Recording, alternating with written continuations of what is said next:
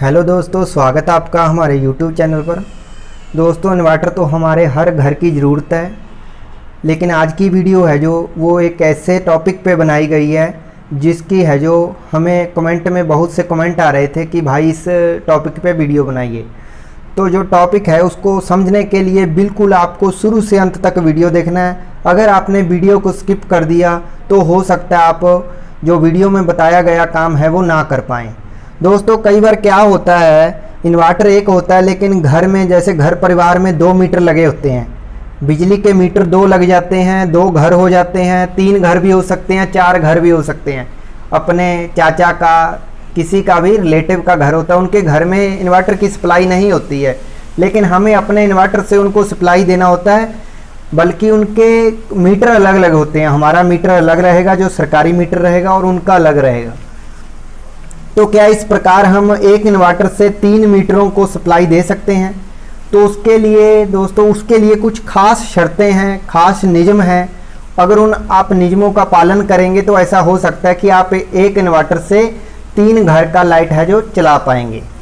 तो दोस्तों, सबसे पहली शर्त तो उसके लिए ये है कि आपको जिस घर में ये काम करना है उन तीनों घरों का काम आप करते हों। उनके घर में इलेक्ट्रिशियन का कोई भी काम हो तो उसके यहाँ आप ही जाते हो, दूसरा कोई इलेक्ट्रिशियन उनके घर में ना जाता हो।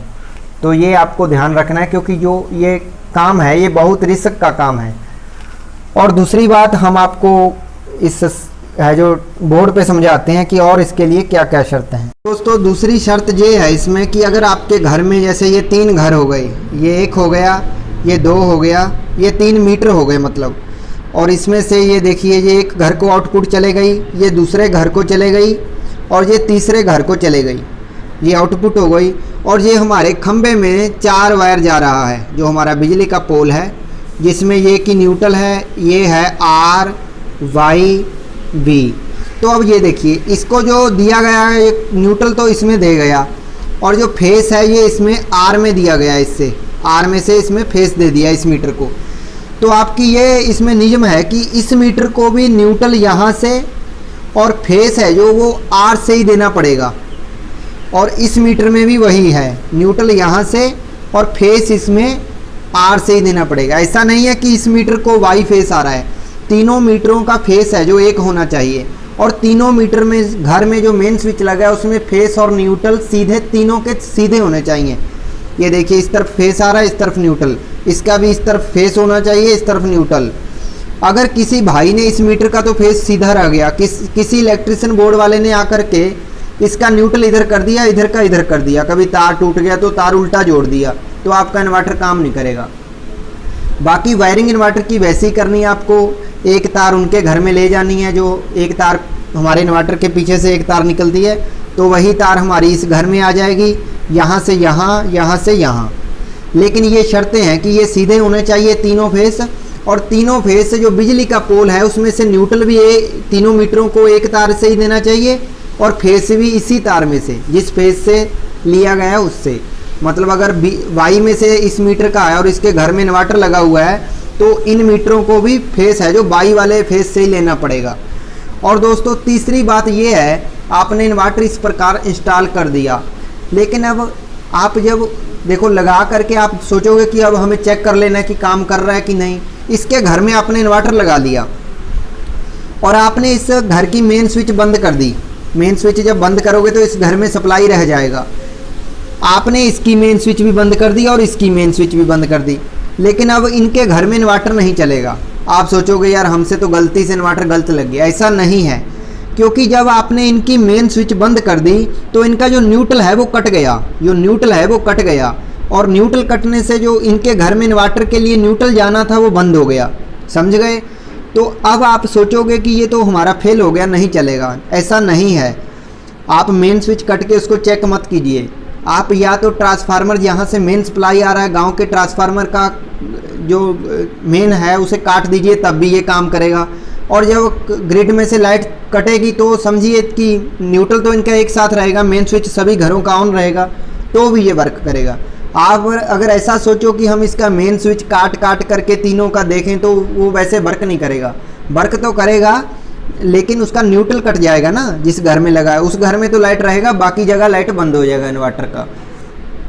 तो तीसरी बात ये है कि अगर आप ऐसा करना चाहते हैं कि चेक करना चाहते हैं तो आपको क्या करना है ना, जो हमारी मेन स्विच है उसका बस फेस काट देना है। न्यूट्रल लगे रहना तीनों घरों का, न्यूट्रल तीनों घरों का लगे रहेगा तो हमारा न्यूट्रल है इस तार में चला गया, ये देखो इस घर का भी इस तार में चला गया और इस घर का भी इस तार में, तो न्यूट्रल मतलब तीनों का न्यूट्रल शॉर्ट है। तो इस प्रकार हमारा इन्वर्टर है जो 100% है जो वर्क करेगा दोस्तों। तो दोस्तों ये वीडियो आज से पहले किसी चैनल पे मुझे नहीं लगता कि होगी। तो दोस्तों इस प्रकार आप इन्वर्टर का कनेक्शन कर सकते हैं। पहली बात तो जिस घर में, ये तीनों घरों में आपके सिवा कोई दूसरा इलेक्ट्रिशियन काम ना करे, इस बात की गारंटी हो। और दूसरी बात है तीनों घरों में अगर हो सकता है, ये 5 घर भी हो सकता है 2 घर भी हों, तो जितने भी घर हैं उनमें जो फेस है वो एक ही फेस आए, मतलब वाई फेस आ रहा है तो वाई आए तीनों में एक ही पोल पर से, उसी ट्रांसफार्मर से, मतलब जिससे एक घर को बिजली आ रहा है उसी ट्रांसफार्मर से बाकी घरों को भी बिजली उसी फेस से आए। तो तीसरी बात ये है कि कभी भी अगर आपने काम करना है बिजली का उन घर में, तीनों घरों की मेन स्विच आपको बंद करनी है। और दूसरी बात ये नहीं है कि इसकी मेन स्विच आपने अगर बदली है तो इसका फेस दूसरे घरों को फेस चेक करके लगाना है कि अगर उल्टा लग गया तो इन्वर्टर आपका वर्क नहीं करेगा, ख़राब भी नहीं होगा लेकिन वर्क नहीं करेगा। तीनों घरों के फेस सीधे होने चाहिए। फेस सीधे का मतलब न्यूट्रल वाला जो प्लग होता है हमारा 3 पिन टॉप, उसके फेस वाली जगह पे स्विच काटने से फेस बंद होना चाहिए। न्यूट्रल तो एक तरफ रहता है, तो फेस वाली जगह से जब हम लाइट काटते हैं तो फेस बंद हो जाना चाहिए। तो इस प्रकार आपको ये शर्तों को पूरा करते हुए आपका इन्वर्टर 100% चलेगा और चलता रहेगा। और जब आपको चेक करना है तो मेन स्विच काट करके चेक नहीं करना है, तो अपने आप बिजली जाएगा। सरकारी बिजली जब बंद करेंगे ग्रिड वाले तो आपका इन्वर्टर वर्क करेगा। अगर आप खुद सोचोगे कि इसको चेक करना है तो आपको गांव का ट्रांसफार्मर का मेन स्विच है ना, उसे बंद करके चेक करना है। तो वीडियो अच्छी लगे तो ज़रूर शेयर करना और आशीर्वाद के रूप में लाइक बटन जरूर दबाना। वीडियो देखने के लिए धन्यवाद, थैंक यू। बात कर रहल बानी राजू इलेक्ट्रॉनिक, जिनकर चैनल बा राजू इलेक्ट्रॉनिक से, उस चैनल के आप लोग लाइक और सब्सक्राइब शेयर जरूर करी, साथ में बेल आइकन घंटी भी दबा दें। और इनका चैनल मतलब ये चैनल पे हमार वीडियो आवल करी बार 1000 बार कईयो 100 बार।